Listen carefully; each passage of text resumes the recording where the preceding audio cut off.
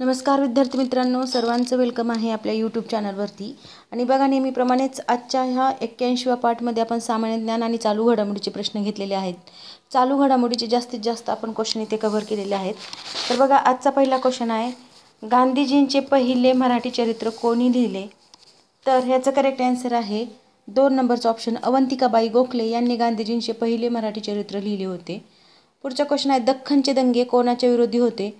तर दख्खनचे जे दंगे झाले होते ते सावकारांच्या विरोधी होते, म्हणून पहिलं ऑप्शन आपलं करेक्ट आहे.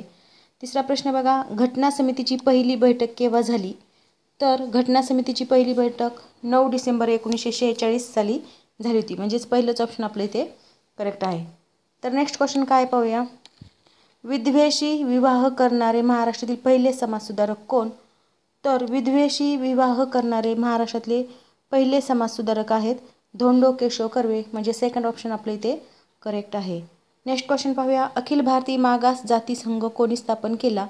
तर अखिल भारतीय मागास जाती संघ म्हटलं की आपल्याला बाबासाहेब आंबेडकर आठवतात, परंतु इथे बाबासाहेब आंबेडकरांनी न स्थापन करता हे डॉक्टर पंजाबराव देशमुख यांनी स्थापन केलेलं आहे अखिल भारतीय मागास जाती संघ. तर बघा, पुढचा क्वेश्चन आहे, इंडियन ऑइल कॉर्पोरेशनच्या चेअरमनपदी कधी कोणाची निवड झाली?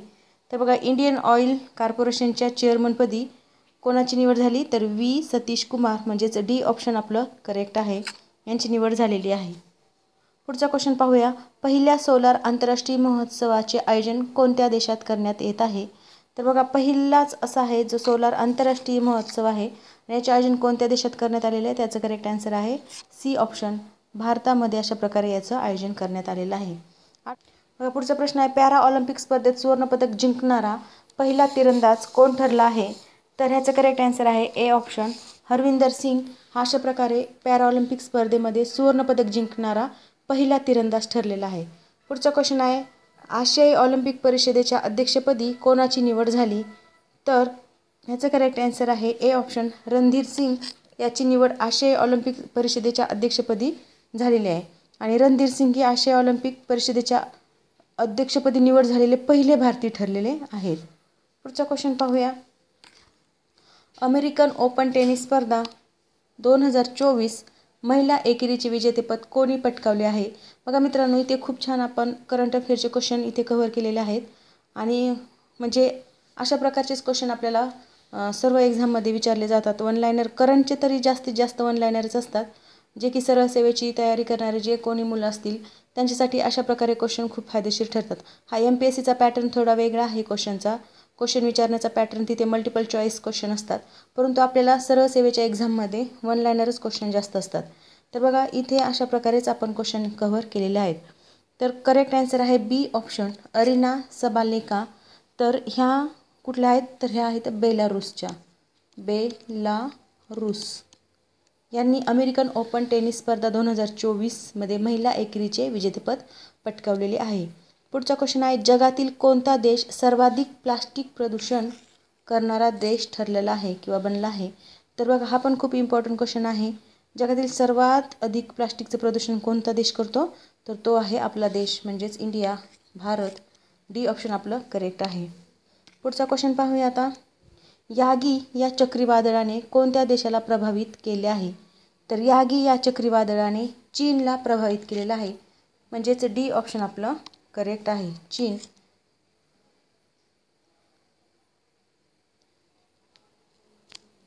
पुढचा क्वेश्चन आहे, American open grand slam tennis स्पर्धा 2024 पुरुष एकेरीचे विजेतेपद कोणी पटकावलेले आहे? तर बघा, American open grand slam tennis स्पर्धा 24चं पदक कोणी पटकावलेलं आहे? तर त्याचं करेक्ट आन्सर आहे डी ऑप्शन, यानिक सिनर याने हे पदक पटकावलेलं आहे. आणि हा खेळाडू इटली या देशाचा आहे. कुठला देश पण विचारलं जातं, इटली कुठला आहे हा खेळाडू असं विचारलं जातात क्वेश्चन, त्यामुळे आपण यानिक सिनर हे पण नाव लक्षात असू द्या आणि तो कुठला आहे हे पण लक्षात असू द्या. पुढचा क्वेश्चन पाहूया,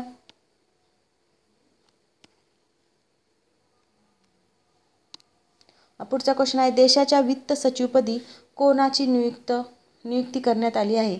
तर बघा, देशाच्या वित्त सचिवपदी कोणाची नियुक्ती करण्यात आलेली आहे? याचा करेक्ट आन्सर आहे डी ऑप्शन, तुहिनकांत पांडे यांची इथे निवड करण्यात आलेली आहे.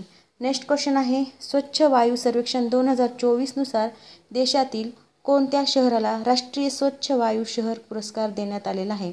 नुसतं स्वच्छ आहे का, स्वच्छ शहर आहे का, नाहीतर स्वच्छ वायू, वायू हे लक्षात असू द्या.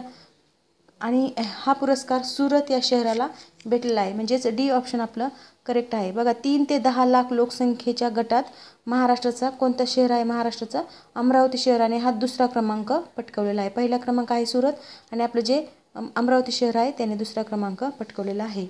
पुढचा प्रश्न आहे, अरुण गोयल यांची कोणत्या देशाचे भारताचे राजदूत म्हणून नियुक्ती झाली आहे?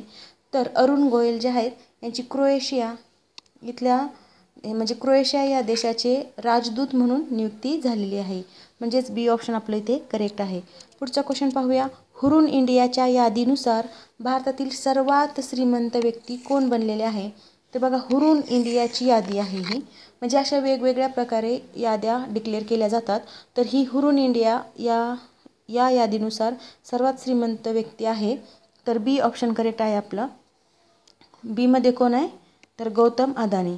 बघा अजून एक म्हणजे याच्यावरच क्वेश्चन आहे.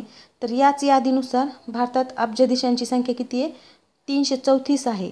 आणि भारतातील सर्वात श्रीमंत जर अभिनेता विचारलं तर ते पण लक्षात असू द्या. तर ते आहे शाहरुख खान. अशा प्रकारे म्हणजे स्पर्धा परीक्षेला अशा प्रकारे क्वेश्चन आवडतात.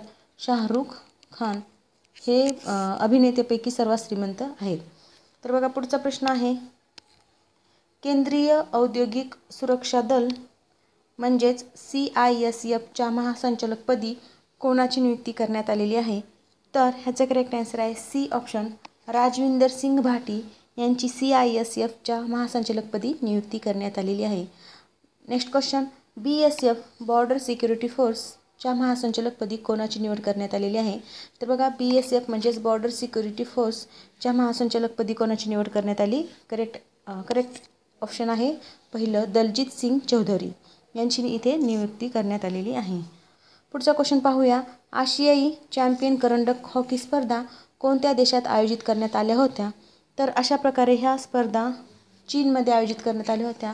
म्हणजेच डी ऑप्शन आपलं करेक्ट आहे. या स्पर्धा 8 ते 17 सप्टेंबर रोजी पार पडल्या होत्या. कधी? 8 ते 17 सप्टेंबर.